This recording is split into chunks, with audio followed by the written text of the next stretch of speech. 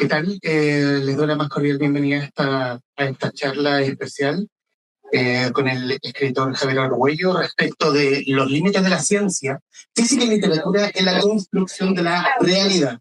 Y hoy tenemos con nosotros al escritor argentino Javier Argüello, al cual amablemente le pido un aplauso. Muchas gracias. Muchas gracias, Javier, por esta conversación. Gracias a ustedes por venirse. Prometemos que va a ser divertido. No, lo vamos a hacer lo más didáctico que se pueda. Javier Argüello, escritor argentino, bueno, escritor nacido en Chile, argentino, viviendo en Barcelona, ¿cierto? En Barcelona.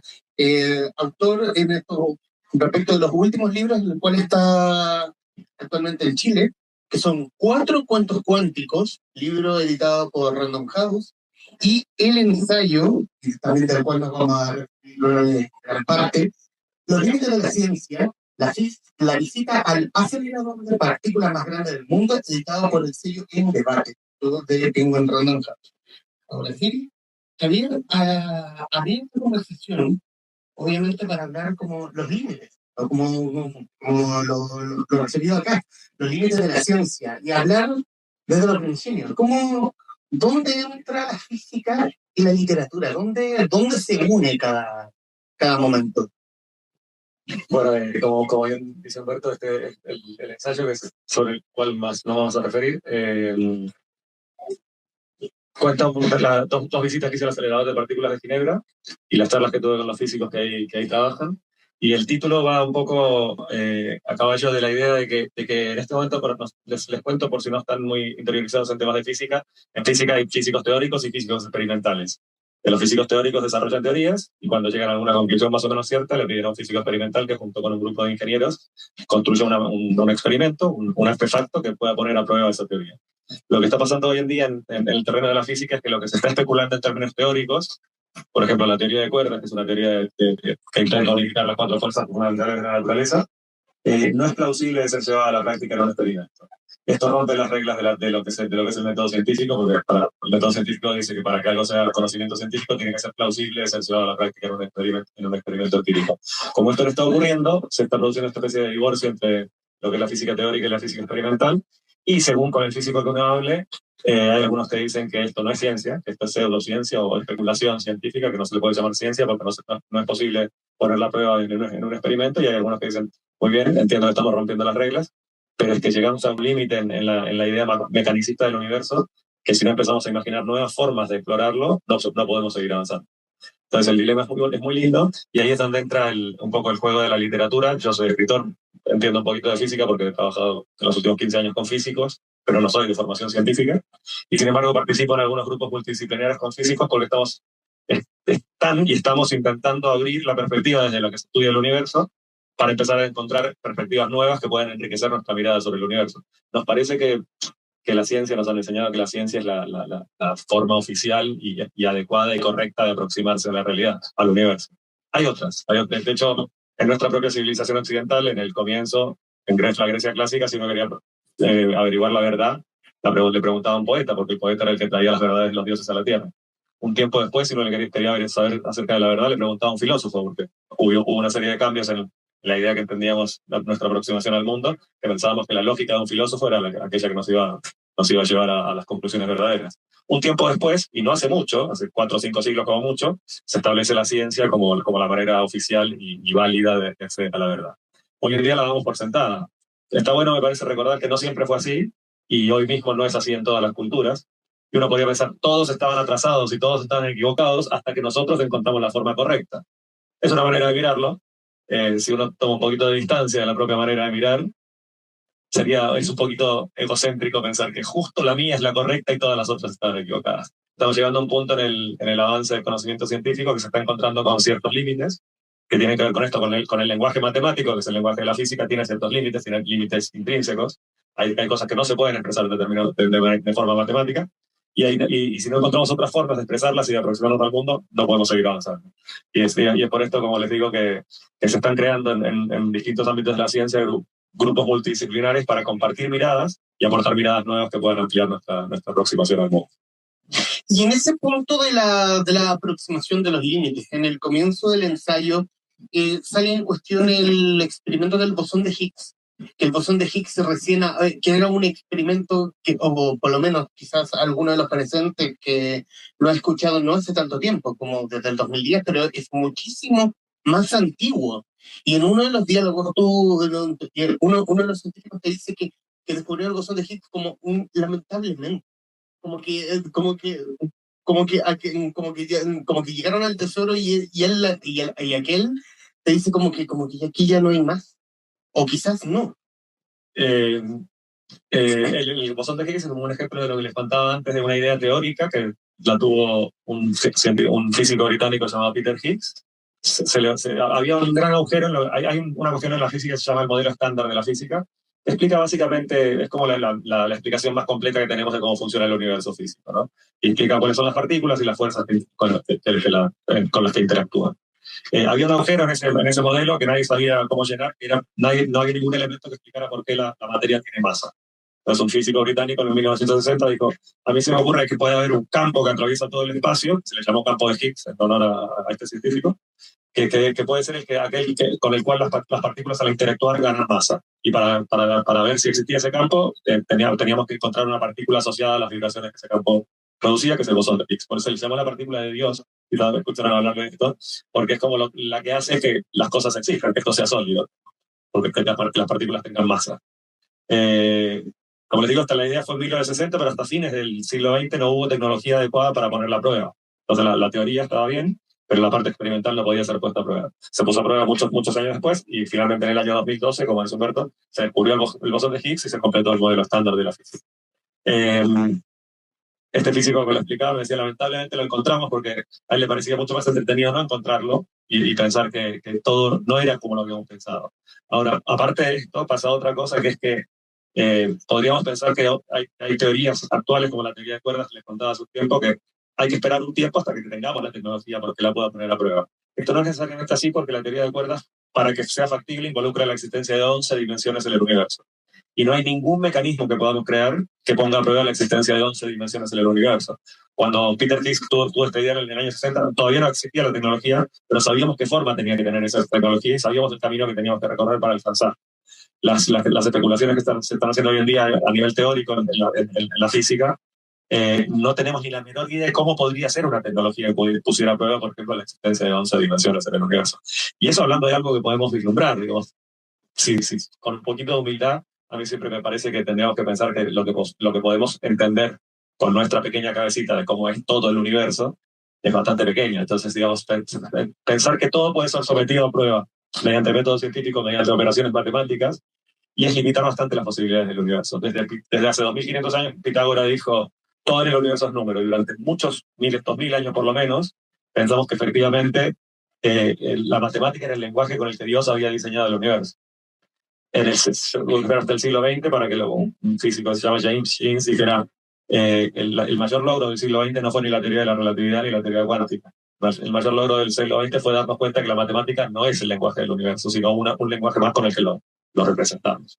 Entonces, a partir de ahí dice, bueno, entonces hay un lenguaje universal y cómo se accede a la realidad verdadera. Paralelamente a esto nació la teoría cuántica para decirnos que a nivel subatómico, es decir, en escalas muy pequeñas de la materia, la existencia de una realidad objetiva no es defendible. No hay manera de defender el hecho de que existe una realidad objetiva. Con lo cual se rompe un poco el paradigma que teníamos de esta ciencia que es comprobable, medible, repetible y todo lo que exige el método científico.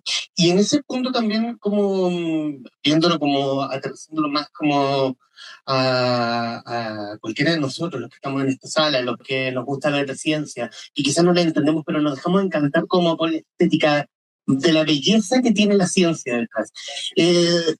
Como lo decía el científico que dijo que lamentablemente habían encontrado el bosón de Higgs, pero también encontrar el bosón de Higgs como encontrar el tesoro, pero ese tesoro también entrelaza mucho más preguntas respecto de qué hay más allá. A nosotros, cualquiera de nosotros nos enseñaron en el colegio que, claro, que el universo, que los planetas, como que llegaban, por ejemplo, hasta Plutón, y que de Plutón, de ahí en adelante no hay nada, pero de ahí en adelante hay mucho más que aún no hemos, el ser humano no ha descubierto, así como si nos podemos hablar del mar. Hay un concepto en la física que se llama el horizonte cosmológico. El horizonte cosmológico es el universo se está expandiendo y se expande cada vez más rápido a medida que nos alejamos de nuestro punto, ¿no? Se va alejando cada vez más rápido. Hay un punto en el cual la velocidad a la que se está expandiendo es más grande que la velocidad de la luz. Ese se le llama el horizonte cosmológico porque nunca vamos a poder conocer qué hay más allá de ese punto. Es decir, si lanzamos una señal, la más veloz que conocemos o que existe en el universo, que es la velocidad de la luz, esa señal nunca volvería, porque el universo se está expandiendo a partir de ese punto más rápido que o sea, la luz ni siquiera la alcanza. Y un astrofísico amigo me decía, asumimos que después de ese punto el universo más o menos debe tener las mismas reglas que acá. Yo le decía, pero eso es un sinvergüenza. ¿Cómo asumimos? Es una asunción. No tenés la menor idea de cómo es el universo. Puede haber tortugas que sujetan el sol, no sé lo que se te ocurra. Digo, es como caer en la Tierra, en el Polo Norte, y decir, bueno, todo el planeta debe ser más o menos como acá. Debe ser todo de hielo. No, hay desiertos, hay selvas, hay de todo, ¿no? Entonces digo, asumimos ciertas cosas y nos gusta asumirlas porque nos quedamos con la tranquilidad de que es abarcable, de que es conocible. No lo es. Y no solo no lo es, sino que hay muchísimas abordajes diferentes. Estoy viendo que la mayoría de los asistentes son bastante jóvenes en la sala. Y los animo mucho a no quedarse solo con la explicación oficial de... Piensen solo una cosa. La disciplina que se dedica a estudiar el universo, ¿cómo se llama? Física. Ya en el nombre tenemos un gran dato. Hemos decidido que el universo es físico. Y nada más que físico. Que lo que no es físico no forma parte del universo. Digo, rebélense un poquito contra estas asunciones tan brutales que hacemos, porque hay mucho más atrás de esto, y muchas de las cosas que más nos importan en la vida, ¿por qué estamos acá? ¿Qué tenemos que hacer mientras estamos para darle un poco de sentido? ¿Qué va a pasar el día que nos vayamos? ¿Qué significa haber salido de la nada al ser en algún momento caprichoso? ¿Por qué existimos? Todas estas preguntas no son contestables de la matemática. Y nos preocupan mucho o nos deberían preocupar mucho. Tengo la sensación de que las hemos dejado un poco de lado porque no las podemos contestar a través del lenguaje que hemos decidido que es el oficial. Hay una historia muy divertida que dice que el tipo estaba buscando algo abajo de una farola y pasa otro hombre y le dice, ¿te perdiste algo? ¿Te puedo ayudar? Y dice, sí, perdí mis llaves y no las puedo encontrar, pero busco con vos. Y busco durante un buen rato y le dice, ¿se acordás más o menos por dónde las perdiste para ver si las buscamos? Sí, a 500 metros de acá, allá en el medio del bosque. ¿Y por qué la estamos buscando acá abajo de la farola? Es porque ahí está muy oscuro y no la vamos a encontrar, acá está bien iluminada. De alguna manera estamos haciendo eso, estamos mirando donde sabemos que hay luz, aunque sepamos que ahí no están las respuestas, porque nos da un poco de miedo o de resistencia entrar al bosque oscuro, a donde no vamos a ver. En el fondo nos dejamos llevar por la conspiranoia. Es como decir que, claro, las tortugas sujetando el sistema, que la Tierra plana y todo eso. Bueno, no, más que la conspiranoia, sí hay un miedo a abandonar la senda de la ciencia en pos de pseudociencias y de que las respuestas sean raras y no comprobables. Yo creo que ese peligro es real, es muy real y existe, pero es que estamos enfrentándonos a un peligro igual de real y quizá más grande, que es el de no abandonar. Hoy en día ya sabemos que no vamos a encontrar las llaves abajo de la farola. Y las seguimos buscando ahí donde sabemos que no están, solo porque no nos animamos a mirar ahí donde está más oscuro, ahí donde no está iluminada. Es un peligro salirse de ahí, porque ¿cómo voy a defender una idea que no es comprobable? Entonces, ¿qué significa? ¿Que es completamente caprichosa? Entiendo que hay un peligro ahí.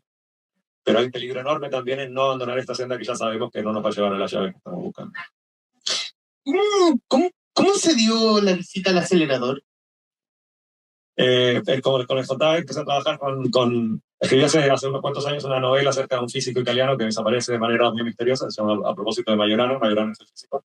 Y a partir de ahí empezaron a invitar a charlas con físicos y poco a poco me fui adentrando en terreno y encontré estos grupos, sobre todo un grupo de físicos que están con muchas ganas de trabajar con gente que que aborde la realidad desde otras miradas para ver si nos aportamos entre todos miradas nuevas y nos enriquecemos mutuamente y un poco en este camino de empezar a colaborar con físicos, porque me invitaron al acelerador de partículas de Ginebra, que no sé si sabes lo que es un túnel subterráneo de 27 kilómetros en donde aceleran partículas a velocidades cercanas a la de la luz para ver qué pasa cuando chocan y en qué se convierten los muones cuando chocan con un electrón, cosas rarísimas que pasan ahí abajo, y la verdad que es un lugar alucinante. Me quedó la sensación de que más que un espacio de ciencia es una especie de gran instalación artística. Porque es realmente increíble lo que pasa a nivel humano alrededor de todo eso, más allá del mecanismo. ¿Y la cercanía con los científicos que trabajaban en el acelerador? ¿Cómo fueron dados a hablarle a un escritor que por mucho que ha escrito sobre física, ha llevado desde la literatura, pero sigue siendo literatura al final de cuentas? Totalmente, mira, como en cualquier disciplina, entre dentistas, o entre profesores, o entre músicos, hay gente que es muy apegada a la norma y hay gente que quiere mirar más allá. Esto no sé si crees que los artistas son más libres y los abogados son más cuadrados. No. En cada disciplina hay gente que está más abierta a lo desconocido y gente que no. Pueden ser en disciplinas científico creativas o no. En física también pasa que hay algunos físicos con los que te sentás a hablar y te dicen que no quieren salir de la regla, digamos, de la ortodoxia científica. Y hay algunos y muchos por suerte, yo me encontré con muchos en el CERN, que saben que estamos tocando contra estos límites y que saben que si no somos capaces de romperlos y de traspasar y de mirar un poco más allá, no vamos a poder seguir avanzando. En ese sentido, con uno que tuvo una charla muy larga, un físico teórico tuvo una charla muy larga, le agradecí mucho el tiempo que me había dedicado, pero sobre todo le agradecí mucho el respeto y la cortesía con la que se tomó el trabajo de tratar de entender las preguntas que yo hacía desde un campo que no es el suyo, mediante afirmaciones que muchas veces estaban completamente en contra de su sistema de creencias y sin embargo él las escuchó con una absoluta cortesía y un absoluto respeto y tratando de darme la respuesta más adecuada posible. Bueno, yo le dije muchísimas gracias porque la verdad que te tomaste el trabajo de compartir conmigo tus conocimientos. Me dijo, no te equivoques. Estamos en un momento tan de tener que repensar todo de nuevo que venga alguien como tú a contarme las cosas desde un lugar que no es aquel desde el que yo las pienso cotidianamente. Para mí es muy enriquecedor también. Luego de salir de ese lugar y pensé, si esas ganas de entender al otro y de aprender del otro se aplicaran a todas las relaciones humanas, viviríamos en el paraíso. Bueno, en los minutos que nos quedan, porque nos hicieron una seña, quiero personalmente primero, Javier, darte las gracias por la invitación para poder comandar esta conversación sobre física y literatura, a los presentes que asistieron, al siguiente expositor que muy amablemente nos dio unos minutos, muchísimas gracias, a Congreso Futuro por dejarme instalar un notebook y una webcam para poder grabar también por mi lado. Y bueno, y reiterar nuevamente, Javier, gracias por la confianza para poder comandar esta. Muchísimas gracias, Berti, muchísimas gracias a todos que asistieron. A ustedes, gracias. Nos veremos en otra oportunidad. Gracias.